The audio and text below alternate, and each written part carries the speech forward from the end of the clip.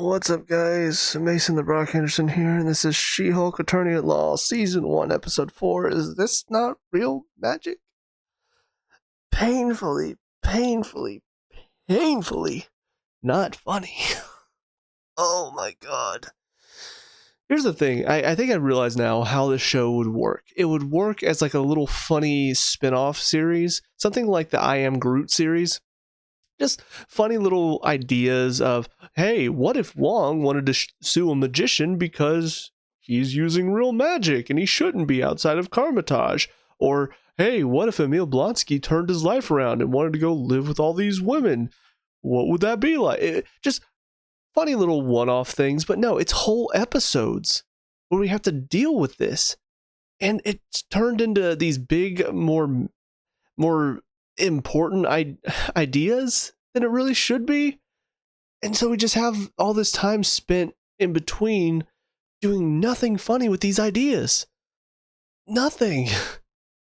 Even Wong in this episode, he couldn't even save it.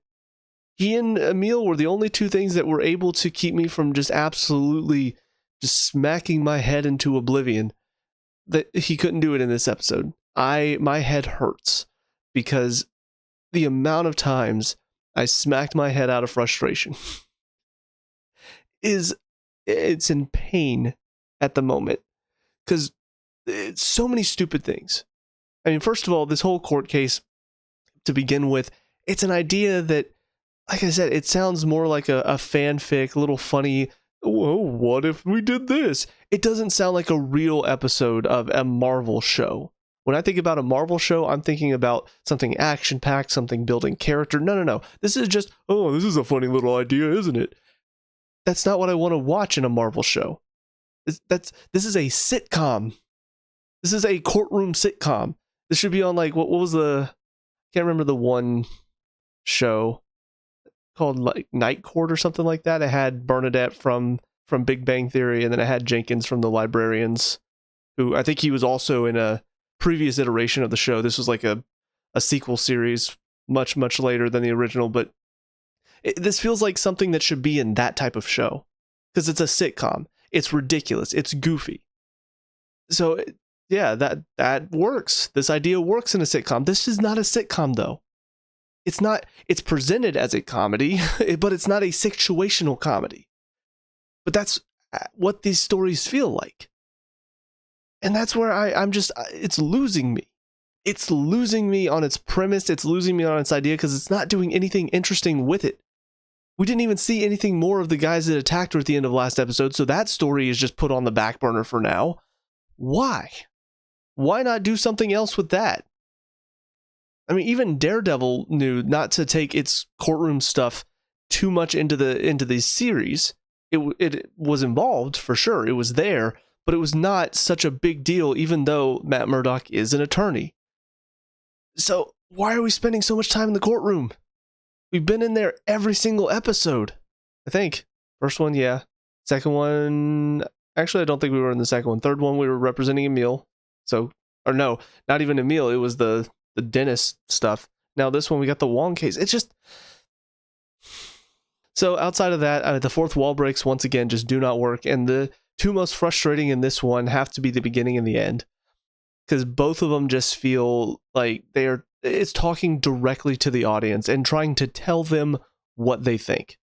Like, oh, hey, everybody loves Wong. It's like we got Twitter armor for a week. Yeah, so basically what you're saying is, hey, you audience, you're so stupid and you'll just love Wong so much that you'll overlook all of the rest of our problems because we got Wong in the episode. That's how stupid you are. And then the end of it, oh, this is kind of a downer way to end this episode. Maybe there'll be a fun tag at the end. As if like, oh, she's telling us this was a downer way, but there's a fun tag at the end, so we shouldn't feel too sad. Thank you for telling us what we think, She-Hulk. It's so stupid. None of the fourth wall breaks in the show amount to anything. I've not seen one that's even made me chuckle. The only laughing that I do with the fourth wall is the sarcastic, like, ha ha ha, they want me to laugh, ha ha ha ha ha.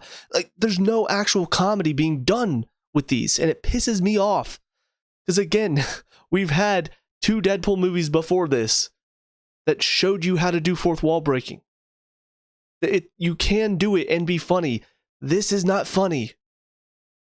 The whole dating thing is just stupid. This feels like a CW show now, where, oh, who's she gonna get with this week, guys? That's not what I care about in my superhero shows. Yes, romance is sometimes a thing in superhero shows and movies and all of that, but it never takes front focus. This was like half of the episode was dedicated to her trying to find a guy to hook up with. And once again, showing just the dregs of humanity with most of the guys in this show. Like, come on, not every guy is gross out there. Well, that's all you're showing us, so how are we supposed to know that? If all you're showing us is just gross guy after gross guy. So there's that. There's all the guys that she does meet. You know, the one guy that nothing funny was in that first scene. You know, the one that she meets that ends up leaving and letting her pay the bill. There's nothing funny in that. In fact, I came up with a funnier joke just watching it. Because they're both reaching in their bags like they're about to pull out their wallet. He pulls out the keys, she pulls out the wallet. I'm like, oh, yeah, I've never seen this joke done before. Like, oh, the guy's making the girl pay. Yeah, what an asshole. It's just, I've seen that done before. Wouldn't it have been funnier if he was acting all disinterested, but in reality, maybe he's one of the guys working for the boss or whatever from the end of last episode? Maybe he's one of those guys, and he's only acting disinterested because he's waiting to make sure this is who it is. And so whenever she's like, yeah, I have superpowers, that's his confirmation. He's just like, okay, yeah, texting the boss like, I have her. And then as they're both reaching, pretending to go for the wallets, and everybody's like, oh, they're going for the wallets, he pulls out a gun instead. Wouldn't that have just been, holy crap, just, it would have been kind of funny because you thought it was going to be one thing. It was something completely different. It would have added some element of, oh, so we're continuing that story in this episode. But no, it's just, oh yeah, he pulled out his keys because he's leaving and making you pay because he's an asshole, and all guys are assholes. How was that funny? And then, of course, all the guys she goes on dates with after she becomes She-Hulk, which, I mean, I guess I shouldn't be too surprised because what was it, Resident Evil 8 or 7? Whichever one had Lady Dimitrescu. We saw how the internet reacted after that, so I guess I shouldn't be too surprised that She-Hulk got a lot of matches. But anyways, most of those were just, you got the one asshole guy who's just like, yeah, I'm stronger than you because I'm a man and you're a woman and I need to be stronger than you. And I'm just, okay, then why is he on a date with a super strong woman if he wants to be the dominating one? You got the one guy that is just creepy. Why did she even swipe right on him? He looks like a creep. And I hate to say that, but because you don't always want to judge by appearances, but he looked like a creep, and they turned out to be seemingly some sort of mad scientist that wanted to experiment on her. But then, of course, she finds the one nice guy, and it's like, oh, she's so find the nice guy, yay! And then, oh no, she's got to stop to fight bad guys. Oh no, God. It's Supergirl. I remember watching, and I remember thinking, wow, we are really sitting here going, hey, Kara, it's okay. Don't go save the world. You need to go be on your date. That's more important right now. Is it? Because if she doesn't go do that, the world's not going to be around for her to go on the date. So they pause the date to go give us some action. And it's like, oh, why are we getting action instead of a date scene? Stupid. So then after all of that, the even dumber thing, surprisingly, even dumber thing is the guy sees that she's Jen the next morning. I think I'm going to leave. Why? Why? I'm sorry. She can turn into that whatever you want, dude. If that's what you want, it's not like her being Jen suddenly like, oh, well, you're no longer that same woman. She can be, and like that. I just want to know the thinking behind the writing for this character. Like, oh, he's going to see that it's Jen and he's not going to be as interested because he's more into the big woman than he is into her. She's still the big woman, though. She could turn into the big woman at will. And he's just going to leave? Well, why? Well, because we're just going to show how shallow men are. As soon as they see something they don't like, they're going to leave. That's stupid. These writers are stupid. Oh, but anyway, outside of that, the court case itself was not interesting. The stupidity of bringing the Madeline woman in was just infuriating. Because I'm thinking, okay, so he said that apparently this this guy Donnie Blaze, which they had to know what they were doing, right? Donnie Blaze, Johnny Blaze. Why? Couldn't go with some other magician name? There's plenty. But all these people that he's been sending to these other dimensions, you've got so many options apparently. Wong said there have been multiple instances. And so you bring in the one girl that's probably always too drunk to remember anything that happens. And it just does not give a crap. Why? It's so dumb. And then, of course, she gets up there and acts like an idiot, and then it kind of hurts their case because she's like, oh, yeah, it was fun and spooky, and oh, my God. Ugh. This character you have to do a certain way. This type of character you have to do a certain way to get right and to make funny. They didn't do it. Madison with a Y, but now what you expect? Yeah, no, it wasn't funny. She was just more frustrating and annoying than anything. So anyway, that doesn't make any sense. Honestly, the whole idea of how is this even a question? Oh, this is real magic. Yeah, everybody should know that by now. They live in a world where they've seen all of this stuff happen to the Earth. You know, New York got attacked by aliens coming out of a portal.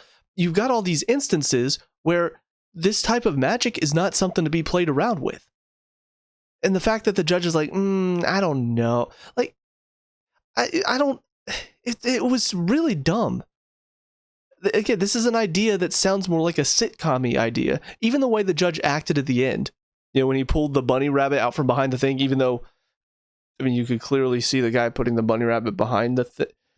I don't really understand. I know they're showing that he's not a great magician, but everybody's reaction, everybody, aw, even the judge, aw, like, you guys all saw him put the bunny rabbit behind the cloth, right? I realize a lot of people like bunnies and they're cute and stuff, but still, this is a courtroom. You don't have judges acting this way unless they're in a sitcom. So why are we doing that? Oh, because it's funny. It's funny. Yeah, I'm in pain. I'm in pain.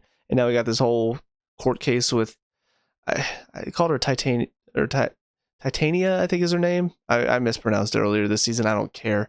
This feels like it's just something stupid. Oh, I'm suing her because She-Hulk is trademarked. First of all, she's not even the one that came up with the name. People gave her that name. And I don't, like, can you copyright, can you trademark a human name? Like, if somebody named their company Steve Incorporated, could nobody be named Steve after that? Because, oh, well, you're not representing the Steve trademark very well, so we're going to sue you for that. That just sounds stupid. I don't know. This whole premise for this show has really gone downhill. Like, at first, I thought it was just going to be kind of funny and quirky and maybe a little side thing, but it's taken up so much time now, and now it seems like we're going to have a whole episode once again based on the idea of, oh, she's getting sued for using the name. Why do I care? I don't even care about her character. You've not given me a reason to yet. I think that's it for this episode. I don't know. I'm trying to get through all of the major talking points that I want to hit, but sometimes I think I smack those ideas out of my head while I'm watching the episode. And then later I go back, I'm like, oh yeah, I forgot. There was also this stupid thing that happened that I wanted to address. But I think that's about it for this one. So on to the next episode. I'll see you there. And now episode 5. Mean, green, and straight poured into these jeans. I prefer the Disney Plus version, you know, because like I said when I was watching, what was it, Ahsoka, where sometimes the titles are too long, so they cut them off. On Disney Plus, this one is Mean, Green, and Straight. That's actually so much funnier than anything in this episode. Because yeah, nothing funny again. Fourth wall breaks. Once again, not funny. I'm trying to remember to collect all of my thoughts before I start these reviews, so I remember what all I wanted to talk about. So Titania, first of all, not a good person, not a good villain, not a good anything to have in the show, because it's just, she herself as a character is not very well written. It's basically a Disney Channel villain, if I'm being perfectly honest. The way she acts, I'm sitting here thinking, I've seen this character before on Wizards of Waverly Place and on Sweet Life of Zack and Cody. I've seen this villain before. And now she's all of a sudden in a Marvel show. Think about that. A Disney Channel villain is now in a Marvel show. Wow. But yeah, so she was just not fun or interesting at all. She was very catty, very obnoxious, very over the top for no reason whatsoever other than, hey, isn't this a fun idea to have her be sued over using her name? No, it's not. None of it was that interesting. The solution to the case was almost instantly obvious to me. Like, as soon as it happened, I'm like, okay, so now this is why they had the whole dating thing in the last episode, because now she can use this to prove she's been using She-Hulk for a while. Even if she didn't initially like it, she used She-Hulk for a while. As soon as they got to that point where the judge was like, you need to show a consistent use of this name, I'm like, well, she used it in the dating app, so there you go. And it doesn't even come to the main character as an idea until much, much later. What the hell? Like, it's almost like they wanted to have that moment of, oh, guys, what about this? And they wanted the audience to be like, oh my gosh, oh, that's such a great idea. Almost everybody in the audience was probably sitting there as soon as that scene happened where she's with Nikki. Wait, I think I know how to turn this case around. I used the dating app. Everybody in the audience should have been like, well, no shit, Sherlock. Why didn't you think of that instantly? Like, in the courtroom, it should have been, hey, I've got an idea for this. I did use this. I did use this name consistently. Why all of a sudden is it just like, oh yeah, I remember now, much, much later after that scene, I remember I used it. It's so stupid. It is so stupid. Sorry, had to collect myself again. Collect my thoughts again. Also, this other lawyer that is taking her case, is it Rebecca? Hi. Yeah, just wanted to pop in real quick because, I'm terrible with remembering names and say that, no, it's not Rebecca. It is actually Mallory. So, continue. I don't even know her point. She feels kind of pointless. They have that whole scene between her and Jen at the bar, and again, it gets to sling some more man hate around about how awful men are and all of that. So that's fun. That's a great character to have, right? But yeah, she just, hey, we need another attorney to represent her so Jen doesn't have to represent herself. So here's another one. Cool. She didn't have any impact outside of just being a good lawyer. And then again, showing how much men suck at the end of this episode, I guess. I think that's about all for the court case, though. Most of it was just really, really, really dumb. Having all the guys from her past dates get up there, it took too long. Like, it should have just been, you have each of the guys being like, yeah, she used the name She-Hulk, and that should have been it. But we had to have a little funny, quirky little thing with each of the guys, and none of it was funny at all. But moving on from that, the other half, it felt like half of this episode, was about Nikki and Pug going to see this guy who does this Alonzo guy who apparently creates costumes for superheroes. Hi, me again. Yeah, not Alonzo, it is Luke. I don't know where my brain goes. Anyways, back to the review. Isn't that fun? No, it's not. Because not only are neither of them really that interesting as characters, like Nikki's just been built up as the stereotypical best friend that is very social media savvy. That's the only thing I know about her. She's not interesting outside of that. And Pug is just, he's one of the other attorneys at the office. That's about all I know. He also has kind of a weird accent. I don't really know if that's the actor or if that's the directing or if that was an actor decision. I don't know. It just, every single time he starts talking, I'm like, what dialect is this? Who is your dialect coach? I want to make a Gambit joke, but I don't know. It feels like he's doing some sort of maybe Bayou type accent, but not fully. It's very odd. I haven't talked about it before, but it's very odd because at first I think he sounds like he's from a European country, but then the more I listen, I'm like, no, he's trying to do an American accent. It's just not quite a New York. I don't know what he's doing. Maybe he is doing a great accent from wherever he's supposed to be from, and I've just never heard it before, but it sounds odd to me. But anyways, neither of them are interesting characters. That whole scene in the shop with the guy that's working at the boba tea shop, and he has his little bootleg selling that he's doing, that wasn't funny at all, and it took up so much time. You have her doing the Chinese, and he's like, I'm not Chinese. Oh my god, did I offend him? That was stupid. And they go back there and he's selling the bootleg stuff, and he's like, you have to buy stuff, and she's trying to like haggle with him, and I'm like, why are we spending time on this? Why does any of this matter? Oh, well, she's got to get her superhero costume, guys, so we got to have this setup for it, because if not, then we wouldn't have enough for a whole episode, so we got to spend time filling it up with stupid shit like this. And then on top of all of this, the guy, Alonzo, that's doing the superhero suit making, here's the thing. It's just some random fashion guy, right? Like, this is the stereotypical fashion guy that's in every single stereotypical fashion. I've seen this character done at least 100 times, if not more. In shows, in movies, so many characters, so many fashionistas, fashion designers, they always act like this. They're always this. You know what would have been funnier? Have an Edna Mode type. I realize obviously you can't have like Edna Mode in here, because then that wouldn't make sense continuity wise, because that would mean the Incredibles were in Marvel Universe. But still, have somebody like that. I don't make it somebody named Adne or something along those lines. It could be a short little woman, with short black hair and big glasses, and I already can think of a couple of actresses who fit that type anyway. But she's like walking around. She could be, ordering people around. Doesn't have to have the exact Edna voice, but she could. Yeah. Oh, darling. No. Come in. You do not know what you're talking about. This is my work. This is my specialty. This is my superpower. You could have that type of character, and it would be fun. It would be interesting. It would make people think of the Incredibles, which would be a good thing to have in your show that is not funny, to have an actual funny movie referenced. You could have all of that, but instead you just, again, went with stereotypical fashion designer, and that is not funny.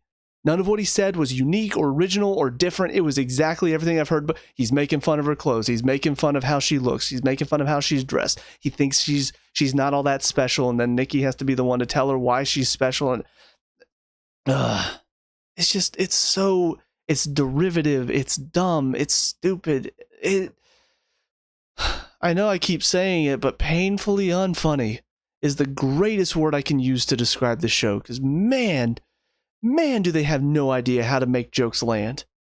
They don't know how to write jokes. They don't know how to even try to attempt jokes sometimes. Sometimes it feels like there's a possibility for a joke, and they just ignore it to, I don't know, make a statement. They don't even do that most of the time. The only statement they've made is, again, women are amazing and men suck.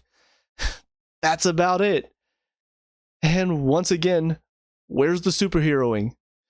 We've had 2 fights. One against Hulk.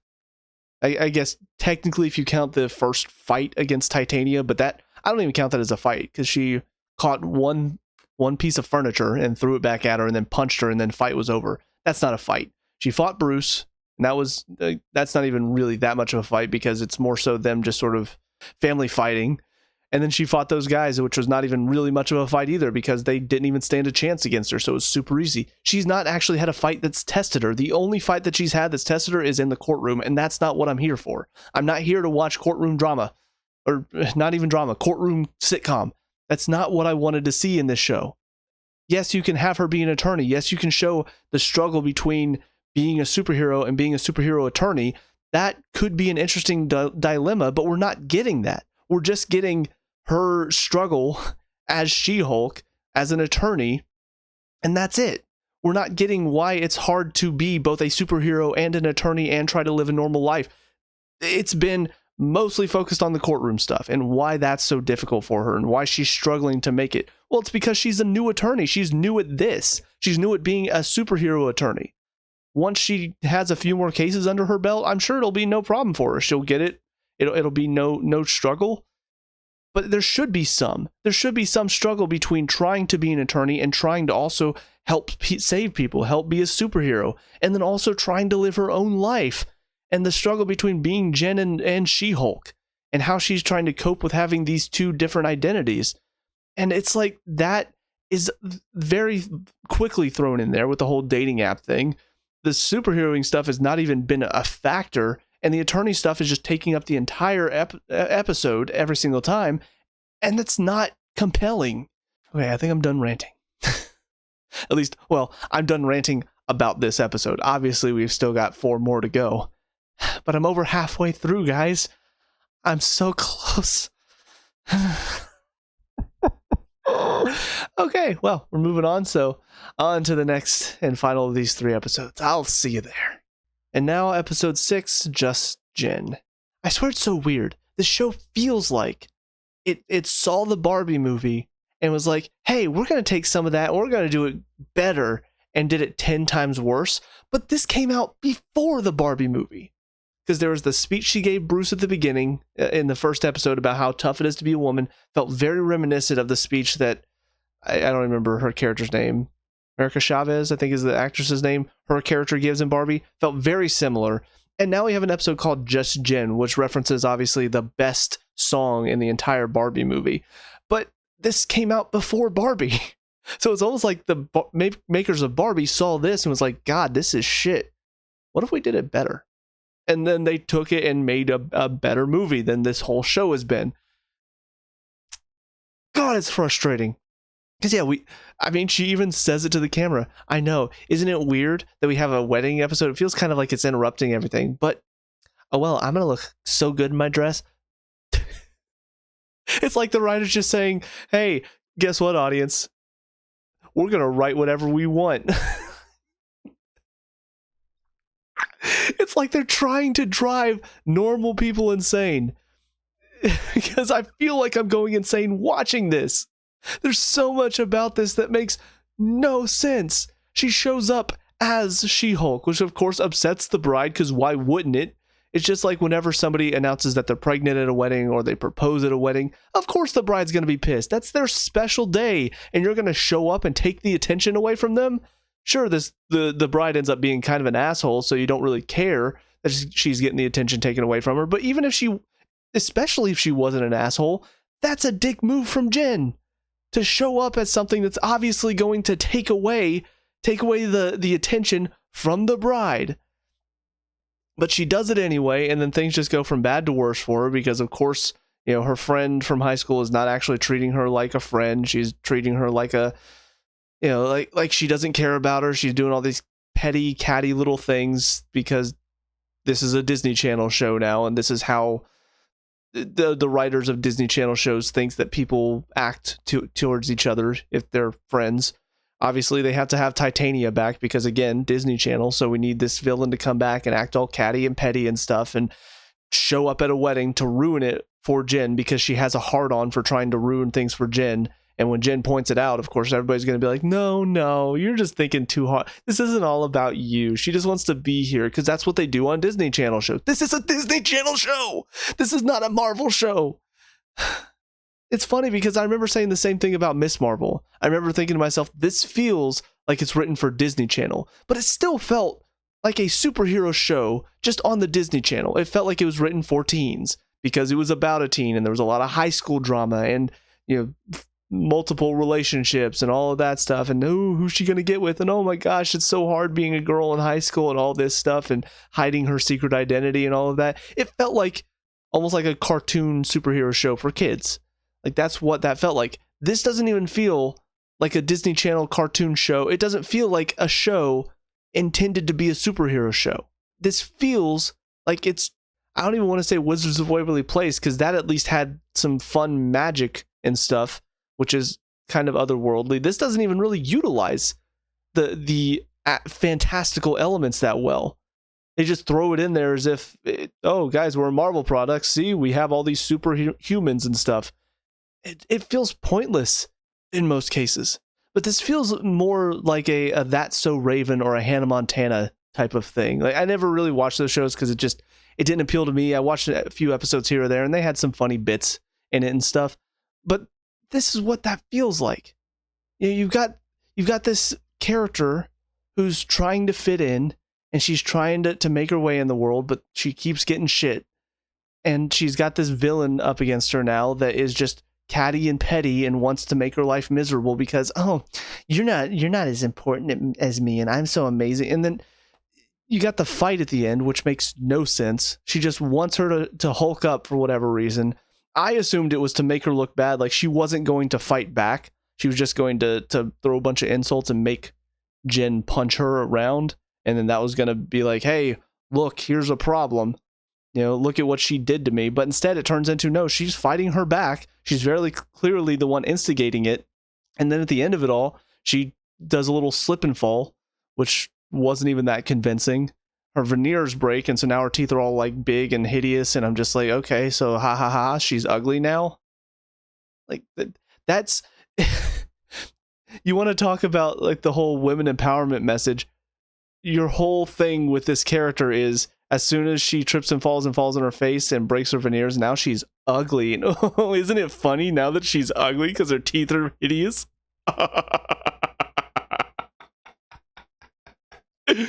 Oh my god, it's so stupid. It's so stupid. And then of course the bride doesn't even care, so why build up this whole thing between her and Jen when the bride at the end's like, oh my gosh, She-Hulk's here, I'm such a fan. And then you got the other story with Mallory and Nikki.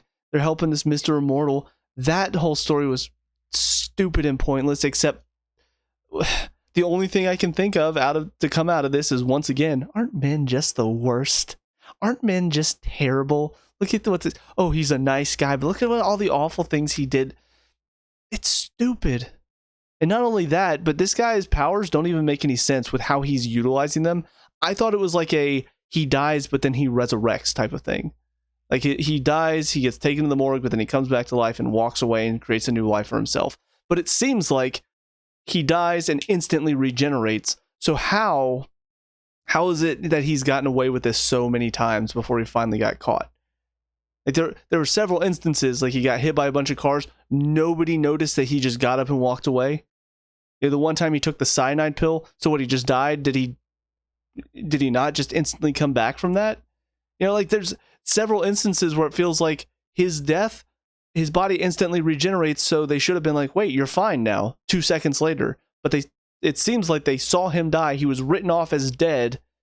So why is it's an instant regeneration? It should be he regenerates after a couple of days or something like that. That would make more sense. And also it would be kind of funny because he jumps out the window, falls, hits the car, and you just see his dead, mangled body.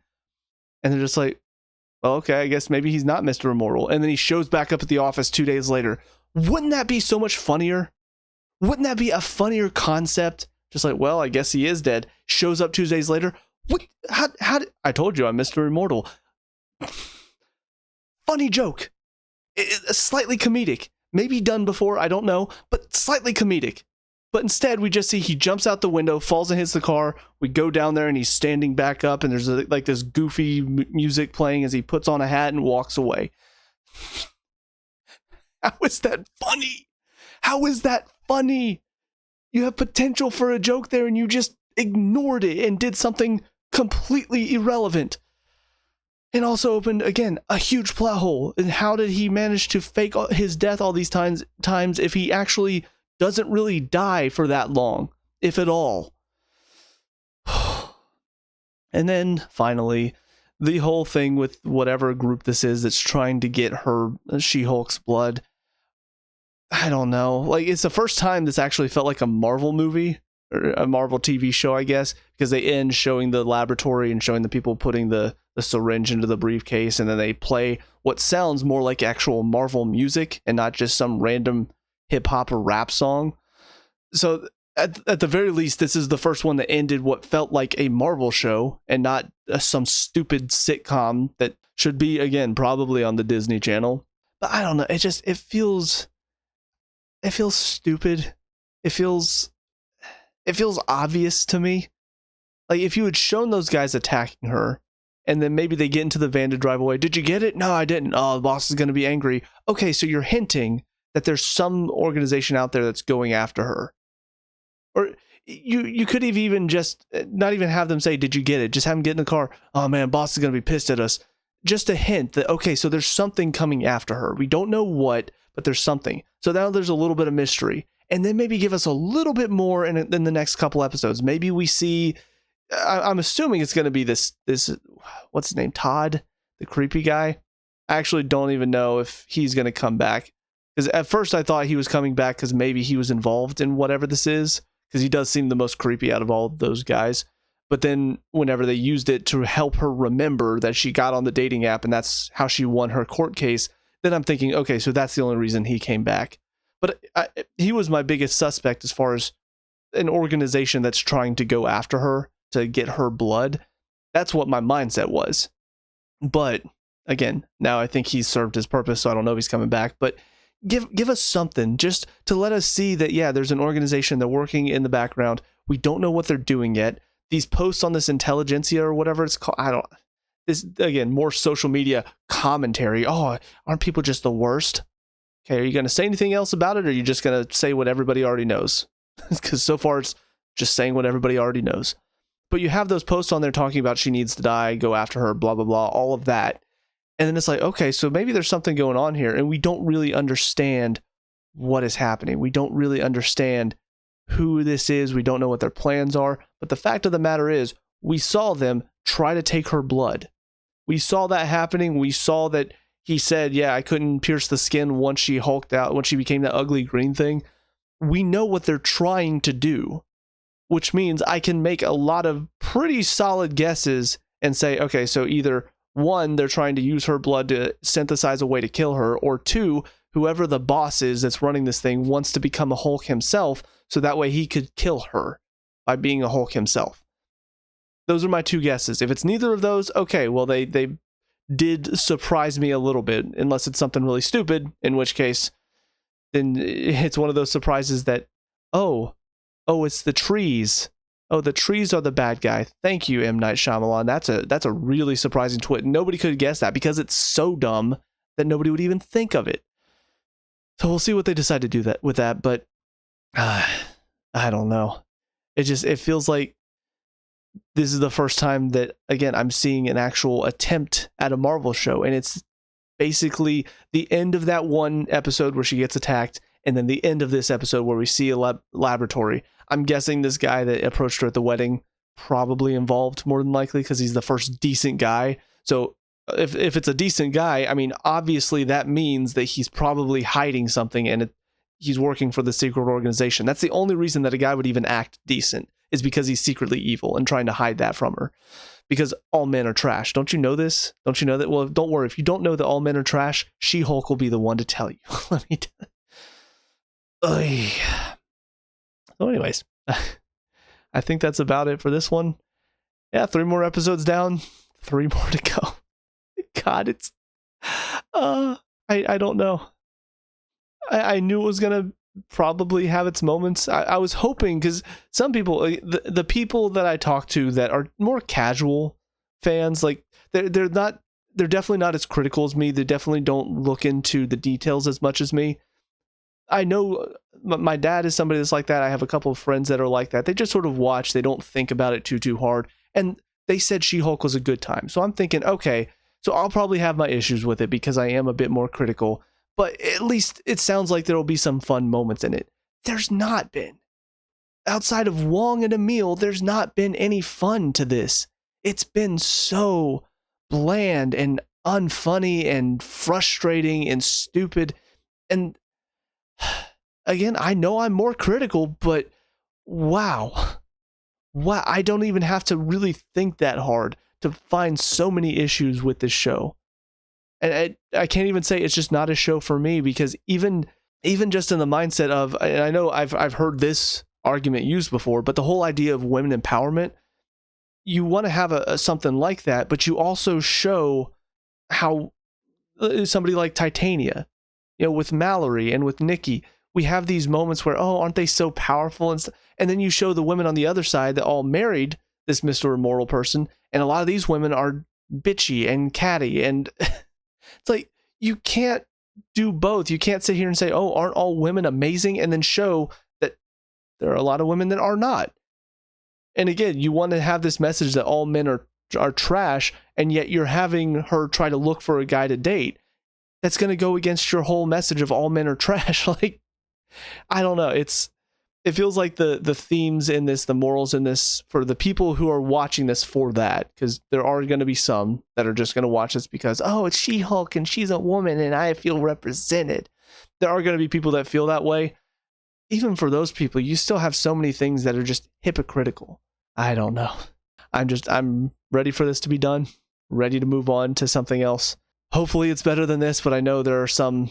I've seen enough from the future stuff that I haven't gotten to yet. I've seen enough to know I don't think it's going to get much better. I hope it'll be better than this, but even if it is, I feel like I've already seen the best of what Marvel has to offer after Endgame.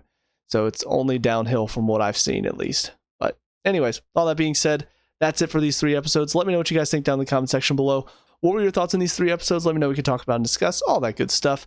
Leave a like and subscribe for future She-Hulk reviews. Also, check out the channel. We have Let's Plays on here, as well as a ton of other reviews, so check those out when you have time. But anyways, until next time, I hope you guys have a great day. I'll talk to you all later. Peace out.